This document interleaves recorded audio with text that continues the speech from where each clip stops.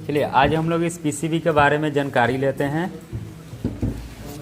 इस अप्लायंस की दुनिया में एसी में क्या होता है, जितने ज़्यादा स्टार उतना ज़्यादा पैसा की बचत। यानी कंपनी उस हिसाब से टेक्नोलॉजी लाएगी कि जब हमारा कंप्रेसर चले, यानी हमारा कंप्रेसर चलेगा तो पेमेंट हम देंगे, एम्पियर की लोड पड़ेगी तो पेमेंट करेंगे। तो हमारी फ़ायदा ये हो कि कूलिंग हमें मिले।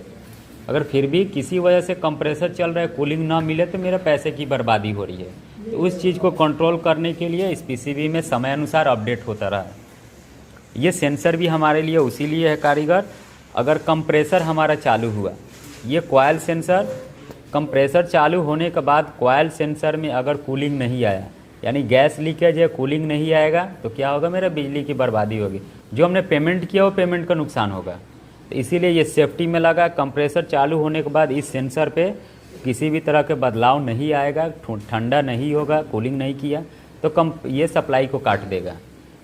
तो ये चीज़ें अगर ये सेंसर रहा तो, अगर नहीं भी रहा फिर भी काट देगा, क्योंकि इसकी ज़रूरत है, इससे हमारा सेफ्टी है। उसी तरह हमारा रूम सेंसर भी है। ये रूम सेंसर कॉइल जो हुआ, ये क्या होता है, जितना हम कमांड देते हैं 20, 22, 18 उतना टेम्परेचर होने के बाद कंप्रेसर बंद होता है।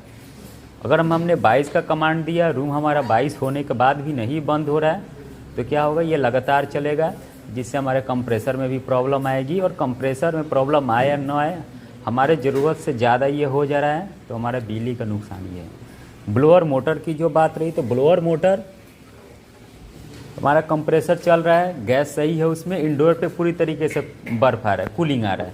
ब्लोअर मोटर में अगर प्रॉब्लम होगी तो क्या होगा, एयर सर्कुलेशन नहीं होगा, रूम ठंडा नहीं होगा, पर हमारा बिजली बिल हमारा बिजली बिल चल रहा है, कंप्रेसर चल रहा है। तो ये सारे चीज़ें इंडोर में, ये पीसीबी के साथ दो सेंसर, दोनों सेंसर सही रहेंगे, ब्लोअर मोटर भी सही रहेगा। यानी इंडोर यूनिट में ब्लोअर मोटर और दो सेंसर, ये 3 यूनिट सही रहेगा, तभी सप्लाई बाहर देगा।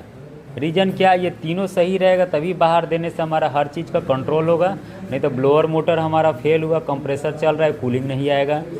कॉइल सेंसर हमारा फेल हुआ, कंप्रेसर चल रहा है, गैस नहीं भी रहेगा, तो कंप्रेसर चल रहा है लगातार, हमको कूलिंग का कोई बेनिफिट नहीं मिल पाएगा। उस चीज़ को कंट्रोल करने के लिए कॉइल सेंसर है। कंप्रेसर को ट्रिप कराने के लिए, कटअप करने के लिए रूम सेंसर है, जो कंट्रोल करके बताए कि इतना टेम्परेचर है, इतना हो गया। ये सारी चीज़ें जो है सेफ्टी के लिए।